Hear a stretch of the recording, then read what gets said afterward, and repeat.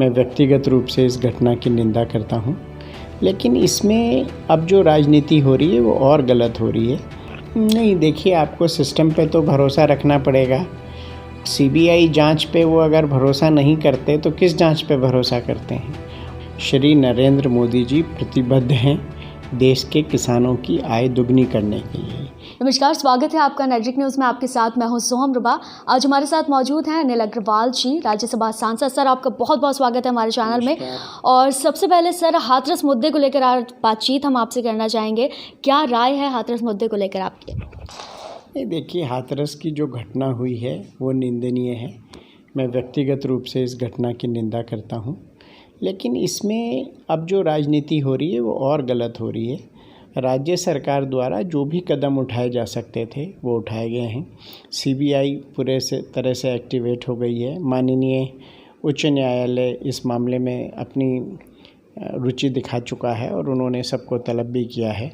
तो अब सारी कार्रवाई हो रही है। इसको राजनीतिक अखाड़ा बनाने के बजाय जो परिवार है उसके प्रति सच्ची संवेदना रखें, और मुझे लगता है आने वाले समय में जो भी दोषी हैं उनके खिलाफ सख्त से सख्त कार्रवाई होगी। लेकिन सर, अगर बात करें उनके परिवार वालों की, तो परिवार वालों ने प्रशासन पर ही आरोप लगाया कि प्रशासन का जो रवैया था वो घर वालों के लिए ठीक नहीं था। घर में भी जितने कैंडिडेट हैं सबका अलग अलग वर्जन है। कुछ लोग कुछ कहते हैं, कुछ लोग कुछ कहते हैं, और जो भी कार्रवाई हो रही है वहाँ उनके परिवार को कॉन्फिडेंस में लेके ही हो रही है। आज भी आप देखिए, अगर वो लखनऊ गए हैं तो एक सीओ और एक मजिस्ट्रेट उनके साथ गए हैं। उन्होंने पहले कल ले जाने की बात थी, उन्होंने कहा नहीं, हम सब सुबह जाना चाहते हैं। तो उनके कहने के हिसाब से किया जा रहा है। सीबीआई जांच भी की जा रही है। पूरा प्रशासन उनके हिसाब से कर रहा है। उनके घर के पास में कैमरे लगाए गए हैं। पूरा उनकी सुरक्षा की और जो भी चीज़ें हो सकती हैं वो सब कराया जा रहा है। लेकिन सर, परिवार वालों का आरोप था, लेकिन सीबीआई जांच भी हो रही है और परिवार वाले ये भी कह रहे हैं कि सीबीआई जांच पे उनको भरोसा नहीं है, क्योंकि प्रशासन का ऐसा रवैया वो देख चुके हैं। उसके बाद उनका ये कहना है कि सीबीआई जांच पे भी उन्हें विश्वास नहीं है। नहीं, देखिए, आपको सिस्टम पे तो भरोसा रखना पड़ेगा। सीबीआई जांच पे वो अगर भरोसा नहीं करते तो किस जांच पे भरोसा करते हैं?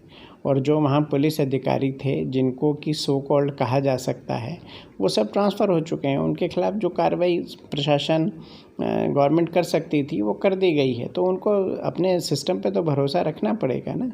इस मामले में अगर वो इस प्रकार की बात करेंगे तो जो दूसरा पीड़ित जो इसमें आरोपी पक्ष है उसकी बातों को बल मिल जाता है। तो इसमें जांच तो होनी ही चाहिए। हम लोग की पूरी संवेदना लड़की के साथ है।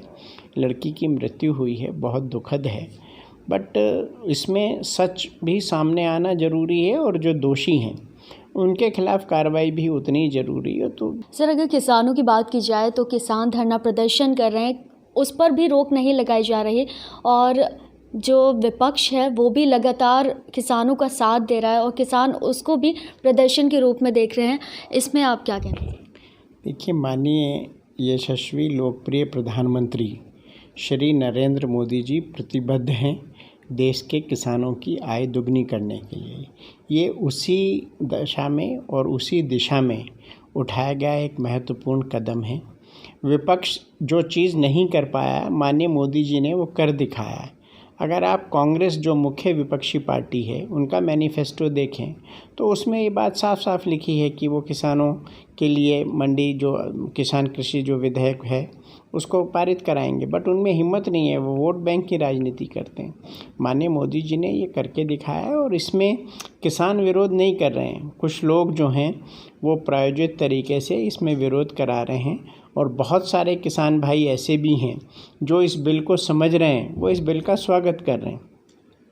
मैं व्यक्तिगत रूप से आपसे एक बात कहना चाहता हूं कि मेरे सामने जो भी किसान विरोध कर रहा है वो आके एक बार बात करें, बहस करें कि कौन सी लाइन इस विधेयक की उनके खिलाफ है। ये केवल विपक्षियों का एक प्रोपेगेंडा है, रूलिंग पार्टी भाजपा के खिलाफ, सरकार के खिलाफ। जो लोग इसको समझ रहे हैं वो सरकार का समर्थन कर रहे हैं। लेकिन सर, विपक्ष की अगर बात की जाए तो किसानों से बातचीत करना, जो विपक्ष बातचीत लगातार कर रहा है, उनके कहने पर प्रदर्शन भी किया जा रहा है। बीजेपी क्यों नहीं समझा पा रही इस चीज़ को कि जो कानून लाया गया है वो किसानों के पक्ष के लिए है? देखिए, एक ये जनरल टेंडेंसी होती है, नेगेटिव बात जल्दी समझ में आती है, पॉजिटिव बात समझाने में समय लगता है। और हम लोग जनप्रतिनिधि, पार्टी के कार्यकर्ता सब किसान भाइयों को समझा रहे हैं कि ये बिल उनके हित में है।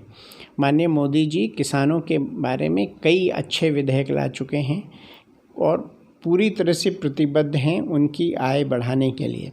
किसान कल्याण निधि जब आई, पहली बार माननीय मोदी जी लेके आए, उसमें भी विपक्ष ने कमी निकालनी शुरू कर दी।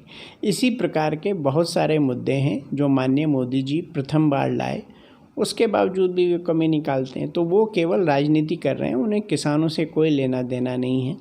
कुछ मुद्दे उन्होंने उठाए थे, माननीय प्रधानमंत्री जी उसको स्पष्ट कर चुके हैं कि एमएसपी जारी रहेगी, पुराना खरीद सिस्टम जारी रहेगा। उसमें ये एडिशनल फैसिलिटी है कि वो अपने हिसाब से अपनी फसल अगर कहीं दूसरी जगह बेचना चाहते हैं तो वहाँ भी बेच दें।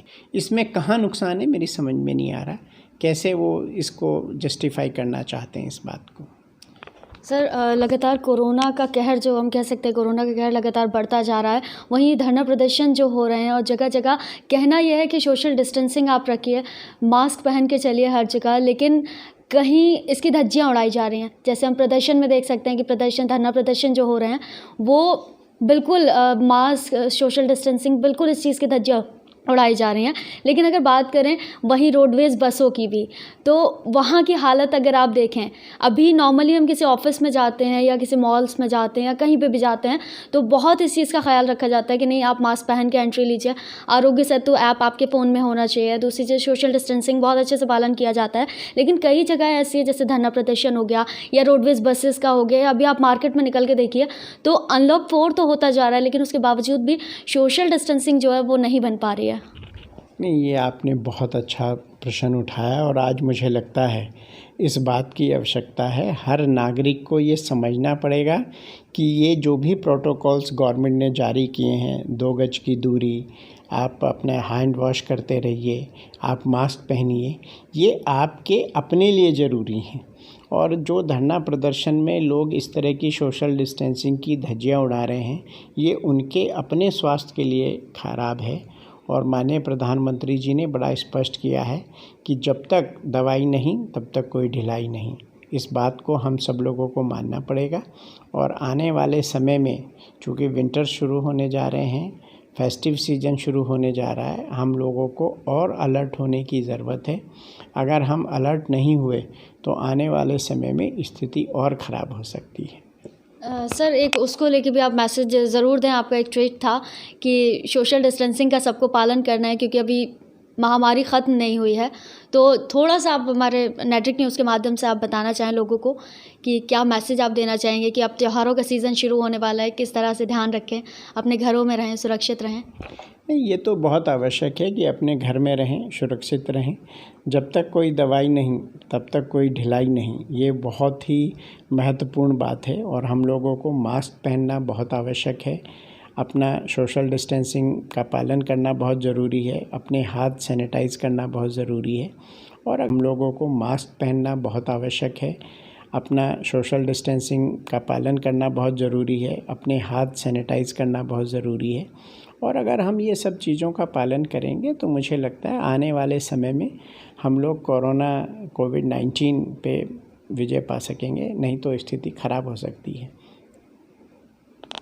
सर, अगर बात करें आपके जनसंख्या नियंत्रण के पत्र की, तो आपने प्रधानमंत्री नरेंद्र मोदी जी को पत्र लिखा है जनसंख्या नियंत्रण को लेकर, तो उस पर अभी तक क्या एक्शन लिया गया है या फिर आगे अगर ये बढ़ता है, जनसंख्या कंट्रोल नहीं होती है, तो क्या इफ़ेक्ट होने वाला है? नहीं, देश के नागरिक, अधिकांश नागरिक इस बात को भली भांति समझते हैं कि देश में जनसंख्या नियंत्रण होना बहुत ही आवश्यक है।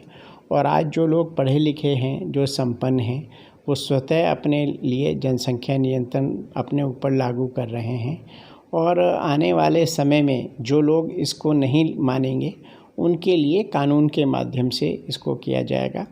मैंने माननीय प्रधानमंत्री जी को अगस्त माह में एक चिट्ठी लिखी थी जिसमें जनसंख्या नियंत्रण के लिए कड़ा कानून बनाने की मैंने मांग की थी। माननीय प्रधानमंत्री जी इस विषय पे खुद भी चिंतित हैं। वर्ष 2019 में लाल किले की प्राचीर से जनसंख्या के बारे में कह चुके हैं।